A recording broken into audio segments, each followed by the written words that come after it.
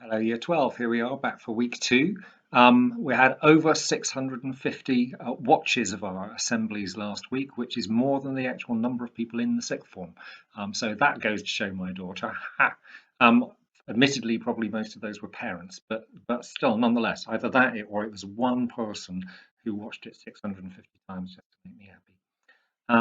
But hey, what we're going to do this week, I'm not going to do another philosophical ramble today because other people have got lots to say. If you really miss my philosophical rambles, then you could watch the Year 13 assembly because they're going to get a little bit of it.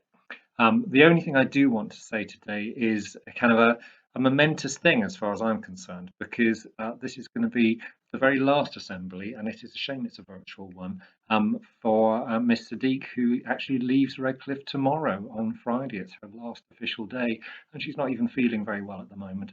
So she's stuck at home, and I hope she watches this because Miss Sadiq and I have been both of us came into the new sixth form building as it was then 16 years ago when the whole thing first started off, and we've been together ever since. And she's been such a precious colleague for me. Some of you might think she's can be a bit fierce at times, but we all see how she works, and we see how lovely she can be with students who are struggling, and the relationships she builds. And she works so hard, and she's cared so much for this school and given so much to it. We want to send her off with our best thanks. So I'm just going to show you a nice picture of her, just to sort of so you can focus your kind thoughts. I'm sure she won't mind me showing you her photograph from the school computer system because no member of staff ever minds that. So here you are, just 3 seconds of quiet, positive thoughts, please, sent towards Mr. Sadiq. And there we go. Claire, we'll miss you hugely and we wish you all the best in your next job. And you lot too, hopefully we're going to let you be over the next 2 weeks of holiday. We won't make you watch virtual assemblies during your holidays. That really would be cruel. But we'll be back again after with yet another virtual assembly. So what you're going to get now, I'm going to let Emma Duncan go next because she always ends up having to wait till last. And this one's really important. So you're going to get a couple of minutes of Emma doing a mental health top tip and Mr. Shaw doing some really important stuff about working and prep for exams. And then Miss Isaac at the end, who's got some really important things to say about planning for your progression. And again, there's going to be a sheet that accompanies this assembly, this email, which is going to give you something to do over this next week or so, which again is really important. So over to Emma. Hey guys, hope you're all okay. Still thinking about you all and hoping that you are keeping safe and that your families are all okay and people that you love. This week's Good Mental Health Tip is about gratitude, and I just wanted to chat a little bit about how important it is to position our hearts to be in a place of gratitude, even when things are scary or weird or we feel anxious. There are loads of things that we can still be thankful for, and that might be on a big global level, like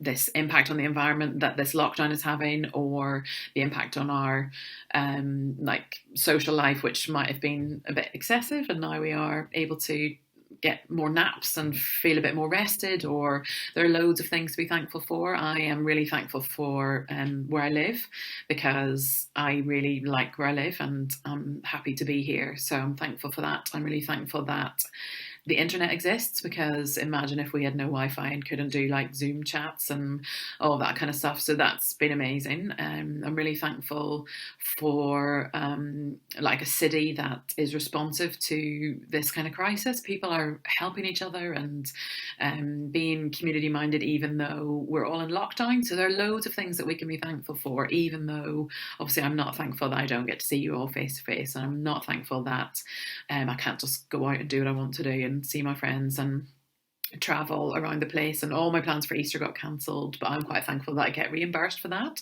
So see if you can think about the silver lining, see if you can think about things that we can be thankful for, even though this is a weird time. And I'm thankful for you guys. I'm thankful that I get to work somewhere that I absolutely love, that I get to work with colleagues that I love, and that I get to speak to you guys about how we protect our mental health every week, and I still get to do that even though I don't get to see you face to face. Don't forget that Helen and I are available on email or on Facebook if you want to chat with us. But yeah, still thinking about you guys. Hope you're all okay. And gratitude helps to protect our mental health. So be thankful. Welcome back. I hope you're all okay. So my contribution in the assembly today is about study skills again, and also thinking about how you might use Easter. Now, I imagine the novelty of kind of working from home and not having to come into school might be starting to wear off. I spoke with my brother actually the other day, who is a teacher in Vietnam, in Hanoi in Vietnam, and they have not been in school for the same reasons since January. So I think he's come up to about week 7 or week 8. And I asked him, what tips he would give kind of students at that kind of later stage.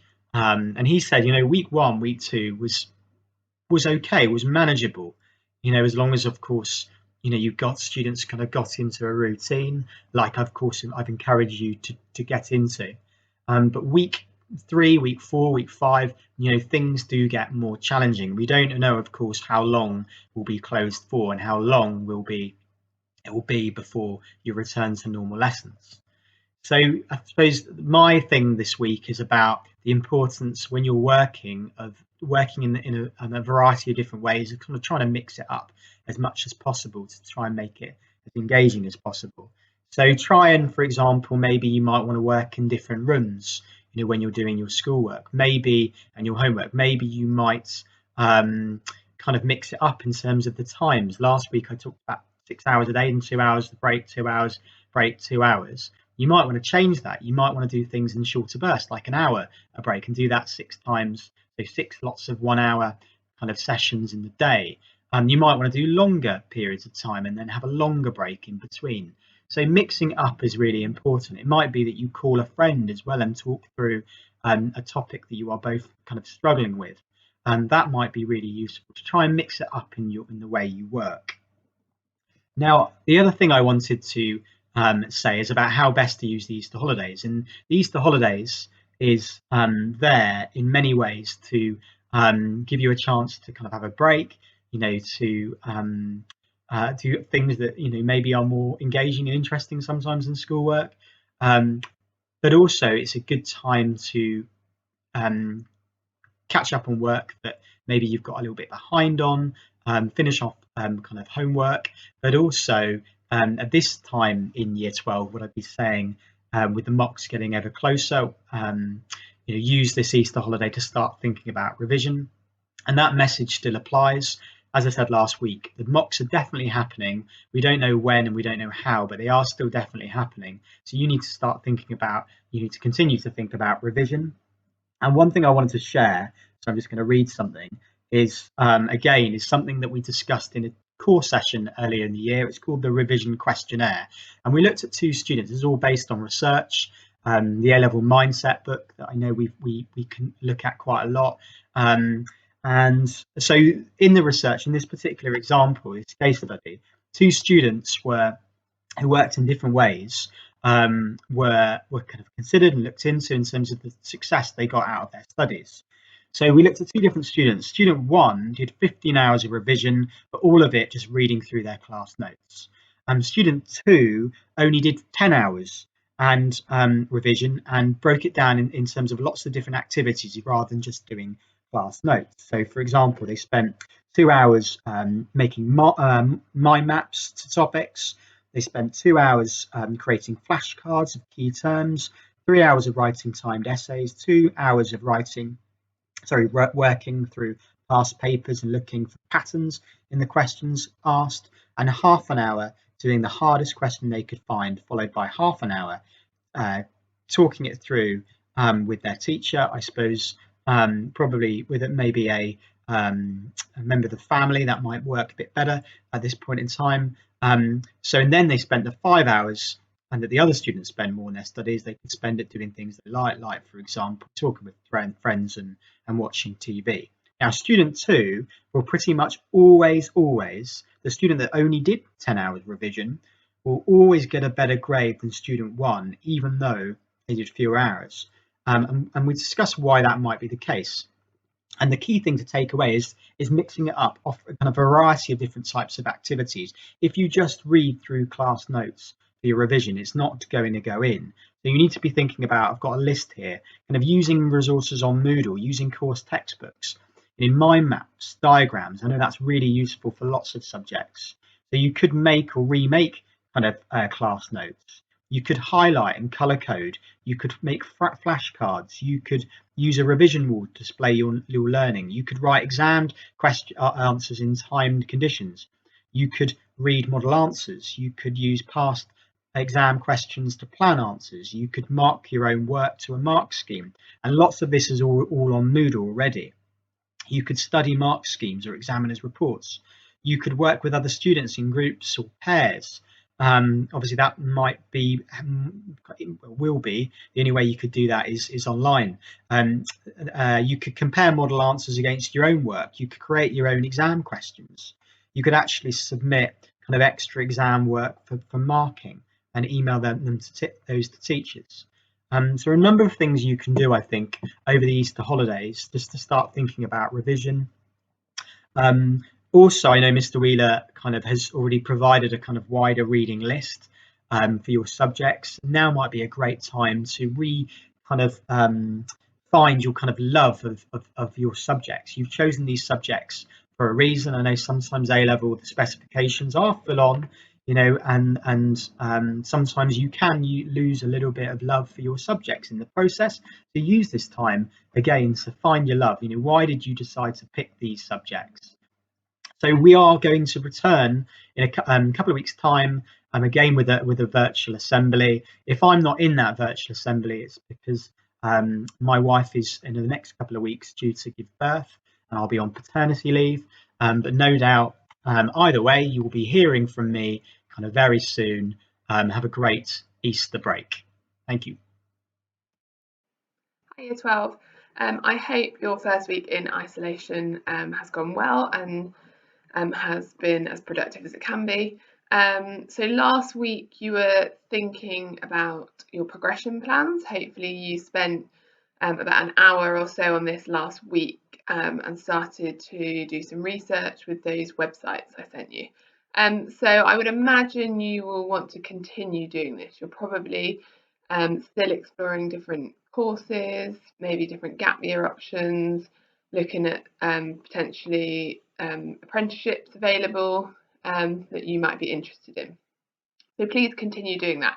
Now, the focus for this week and into the Easter holidays is going to be to start thinking about your personal statements. Now, personal statement is needed when you apply to university through UCAS, but it's also really useful if you're going to be applying for a job or for an apprenticeship. Although they might ask for it in a slightly different format, all of the information that you write will still be really useful. So we would like all of you to write a personal statement over the next couple of months.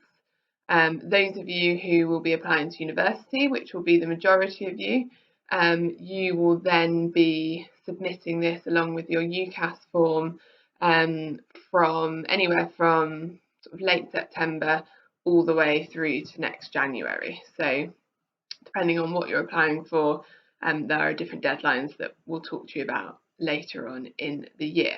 So I've put together another help sheet for this week with some useful sort of questions that you might be wondering about, and then some useful websites. But things to start thinking about is how can you enhance your subject knowledge during this time of isolation. So like Mr. Shaw just said, there is loads of great stuff online. So you might want to start having a look at some websites and look at doing maybe an online course. This doesn't need to be long. Quite often there are online courses called MOOCs, which you can look at in your subject area.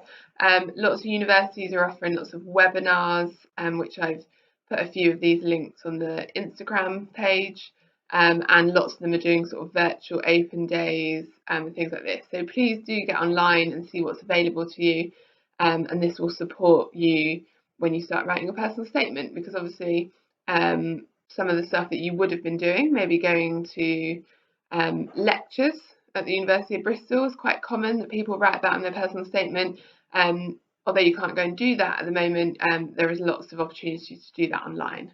So have a look at the sheet that is attached to this assembly email, but we would encourage you to start thinking about writing your personal statement using the template tool on the sheet and the other help links, and thinking about starting this over the Easter holiday. If you can email a short paragraph to your tutor to show them that you've started this, and if you need any help by sort of end of the Easter, end of the first week back, that would be really useful. And I'll check in again after the Easter holiday, and we'll start thinking about how we can develop these personal statements and this research further, and then we will start to think about getting you logged into the UCAS website and start your applications. Have a great week and a great Easter holiday, and I will see you soon.